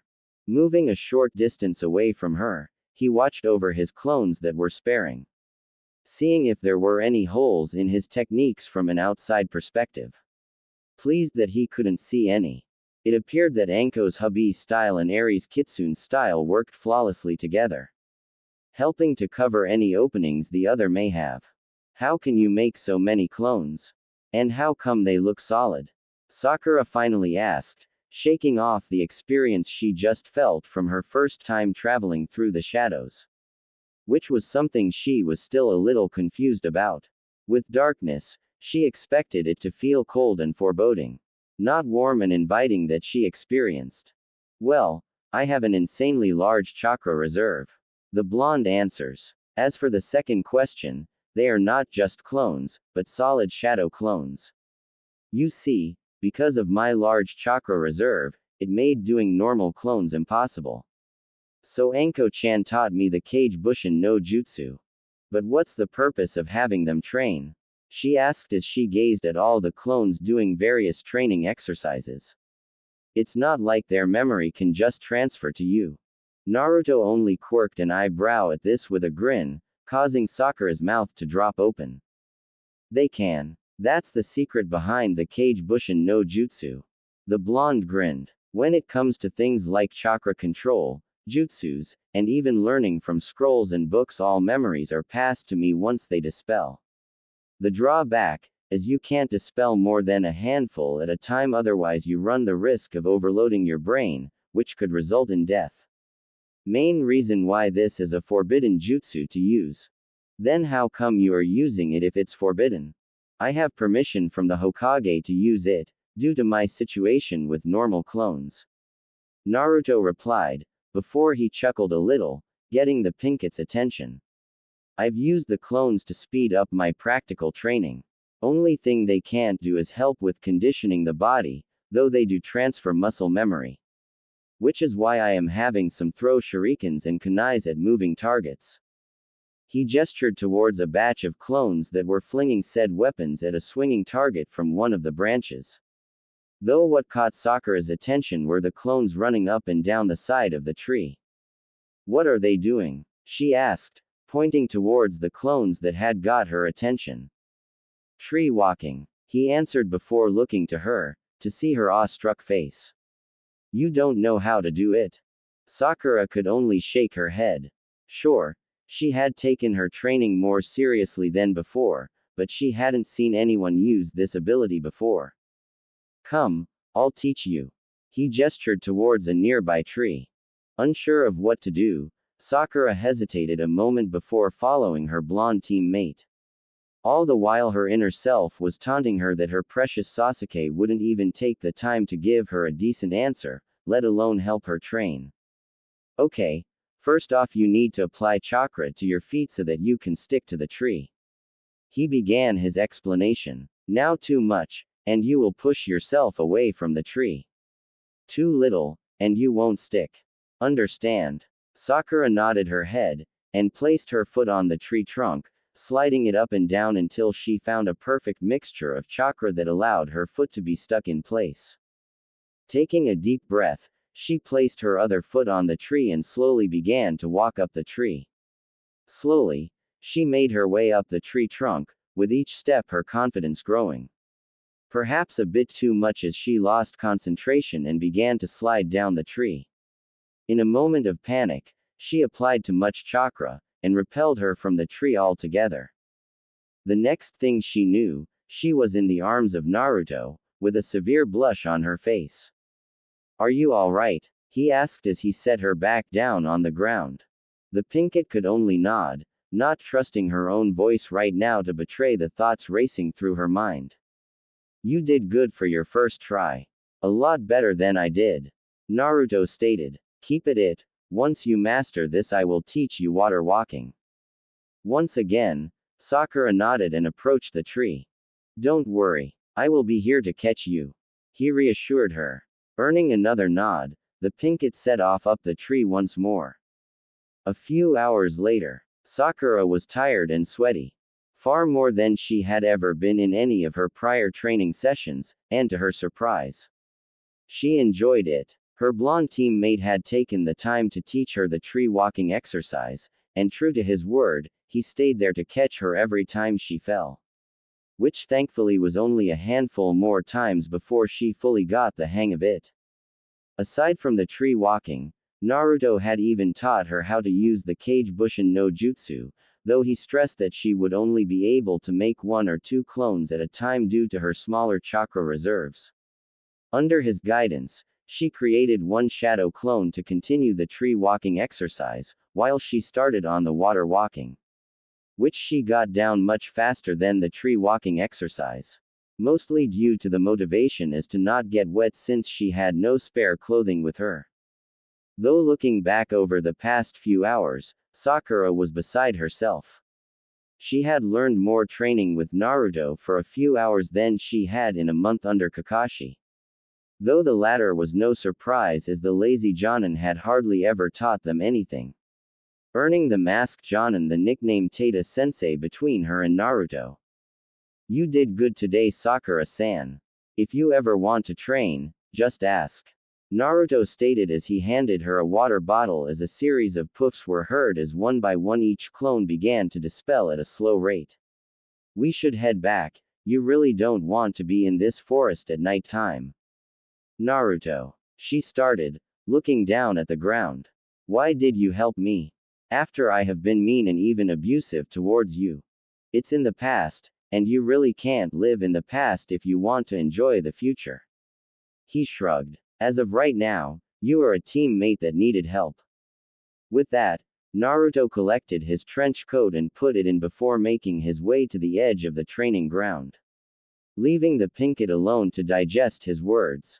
Despite herself, Sakura felt a little disappointed for 2 things. 1, he was putting his jacket back on, and 2, he wasn't going to use the technique he used earlier to transport them, instead opting to travel through the forest once more. With a sigh, she followed after him. Once they left the forest, both parted to go to their respective homes. The next morning, Naruto stirred awake, as the rays of sunshine hit his face. A good half-hour before his alarm was set to go off. Groaning in protest, he kicked the blankets off and made his way to his bathroom for his morning shower. You were right, Naru-kun, Ari said. Sakura, seeing you train really pushed her to kick up her own training. Which I am glad for, he replied, though she seems to have a lot of inner conflict. What do you mean? The fox girl asked, with a slight frown. You can see it in her eyes, almost as if someone is talking to her like we do.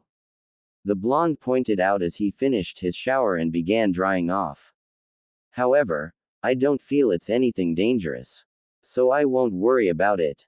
Finishing up, he quickly dressed and grabbed a few rice cakes before leaving his apartment to meet his team at the usual training ground, wondering if his sensei would have anything to say about what happened yesterday afternoon. There wasn't any doubt in the Hanyu's mind that the masked Jonin was trying to position his precious Uchiha to rub elbows with those of higher status. Shaking the thoughts from his head as he arrived at Training Ground 7, to find Sakura already there sitting back against one of the posts. Morning, Sakura-san, he greeted, only getting a grunt in reply due to how sore she still was from all the training she did the previous day. Sleep well. I was out like a rock as soon as my head hit my pillow. She responded. How often do you train like that? Every day if I can.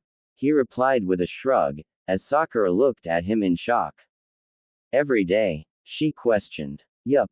Sometimes I even spar with Anko-chan, who is also of Jonin rank. He grinned. And she doesn't hold back. Lost count how many times I got bitten by one of her snakes. Like a woman would make a good sparring partner. The Uchiha sneered as he walked onto the training ground, earning a glare from Naruto.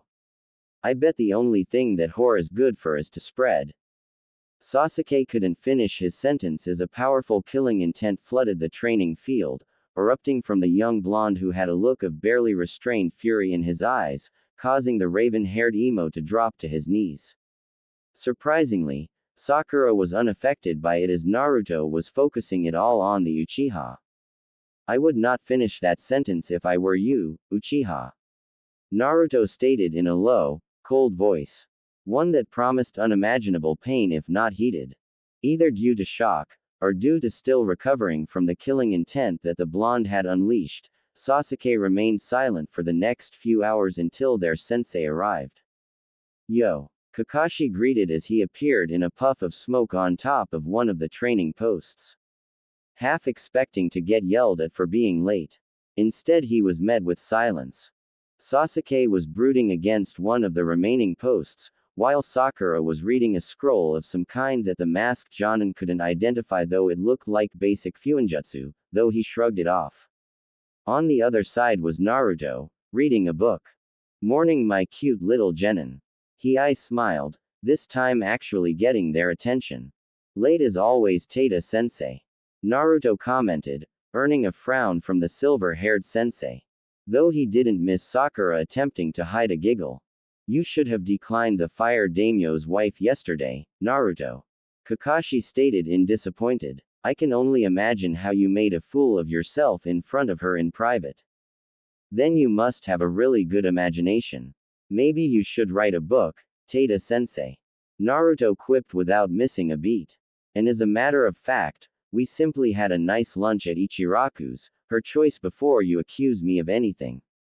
What did you two talk about? Sakura asked, genuinely curious. Though Naruto could see that Kakashi wanted to know as well.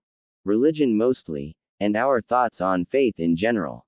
The blonde replied honestly. Turns out, Shijimi Dono and I share very similar views on the subject. Kakashi only shook his head and decided to drop it altogether. Anyways, let's report to the Hokage's tower to get some more missions. He stated, earning a duo of groans from both Sakura and Sasuke. Hokage Tower. Absolutely not. No more chore missions. I am an Uchiha elite, not some common peasant to do chores. Ranted the raven-haired emo to the Hokage. I demand a mission worthy of an Uchiha. So when is Tada-tem going to lecture the Uchiha brat about talking above his station?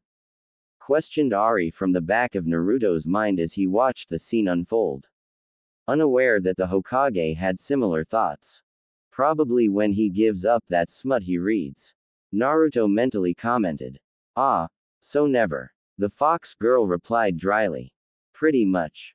Genin Uchiha. Hiruzen had enough of the boys ranting, and for the second time this morning, the last Uchiha was feeling the effects of killing intent being focused upon him. You dare command your Hokage? Sasuke could say nothing as he broke out into a cold sweat. You will do missions as I command. Hiruzen continued. You are lucky that I don't assign you 6 months of D-rank missions for your disrespectful outburst. With all due respect, GG, we could use a harder mission. Naruto decided to speak up after the old man had reined in his killing intent and sat back down behind his desk. Though his affectionate nickname of the village leader caused Kakashi to glare at the boy once more. Do you think your team is ready for their first C rank, Kakashi? The Hokage inquired, turning his attention towards the masked Jonin. Yes, I believe they are. Hokage-sama. The silver-haired Jonin replied, keeping his answer simple. Hiruzen was silent as he looked over the team of genin before him. Without a doubt, he knew the boy he considered his surrogate grandson would be able to handle it from what he displayed against Mizuki. His eyes then cast over the lone girl on the team, Sakura. His first impression of her was that she would probably die on her first mission outside the village. However, it seems she has started taking her training seriously lately, which pleased the village leader. Then there was the last genin on the team, Sasuke. The boy was arrogant and overconfident in his abilities. Though he supposed he had the civilian council to thank for that, as they had inflated the boy's ego to astronomical proportions. Though the boy did have skill, he had to admit that. Without saying another word, the old man pressed a button on his desk to open the intercom to the reception area. Send in the client, Hiruzen ordered. After a few moments, The door opened, revealing an old man with glasses and gray hair. The most noticeable thing was that he smelled of cheap sake, causing the three genin to cover their nose from the stench. So this is what I paid for. The old man grunted as he took a swig from his sake bottle. A bunch of kids and a disabled man. I assure you, Tazuna, these shinobi are well trained and will complete your mission. The Hokage stated, whilst Kakashi held back Sasuke and Sakura from wanting to pound the elder man for insulting them. At least the blonde looks capable. The old man stated, much to the ire of Sasuke and Kakashi. Very well, Team 7. The Hokage said, catching the attention of the team before him. At 8 in the morning, you are to meet Tazuna-san at the main gate and escort him to Nami no Kuni and guard him while he finishes his bridge. Kakashi, don't be late. Hi, Hokage-sama. Team 7, minus Naruto exclaimed, as his mind was currently preoccupied with something. Why do I get the feeling that Shijimi Dono knew this was coming? He mentally asked no one in particular. Maybe it was her constant use of the word, wave, over lunch. Ari snickered. Well, better make a big splash then. He grinned as he walked out of the office with the rest of his team to get ready for the long-term mission. Knowing he had to say his goodbyes to his mates before he left. Also, he wanted to talk to Yugao about what he had decided. A few hours later, Naruto held his purple-haired beauty close to him as the two relaxed in the same tree they were in the night Mizuki had attempted to steal the forbidden scroll. Neither spoke for the time being, as they just enjoyed on another's company. Yugao already knew that he would be leaving the village for up to a month while on his first C-rank mission, and if she was completely honest with herself, she was partially concerned for her mate. Despite knowing that he could very well take care of himself. Even so, as strong as he was still growing and learning his powers. Seemingly sensing her concern, Naruto tightened his hold on her and kissed the back of her neck to comfort her. So you're going to go through with it? She asked, craning her neck to look at him. Once I get back from this mission, I am going to talk to Gigi about my heritage. He smiled as he helped her turn fully so that she could comfortably face him. I told you that I didn't mind. She smiled, though he could see it in her eyes that she was feeling the same as him. But I do. Naruto smiled as he leaned in and gave her a light kiss on the lips. I'm tired of hiding you. I want to come up behind you and hold you close to let everyone know that you're mine. Yugao blushed at his comment, but smiled all the same. That is why I am going to put myself into the Clan Restoration Act, and on my terms. He smirked. Because you know once the civilian council learns of my heritage, they will try and force anyone they want on me. This caused Yugao to scowl slightly. She didn't mind sharing Naruto with others who truly loved him. But the thought of him being forced to marry a bunch of gold-digging s just because of his clan status upset her greatly. And my terms are that I chose my would-be wives, and my Heims must approve of them. He whispered as he leaned in and kissed her once more. I understand, she replied before a mischievous grin appeared on her face. Just so you know, once it's official, I am dry humping you in front of Hayate Tem so he gets the message loud and clear. I must say, I will be looking forward to that. The blonde laughed, imagining the scene play out. Come, we should head home. I have to head out early tomorrow. Nodding, Yugao stood up and embraced her lover as they melted into the shadows together to return to their homes for the night.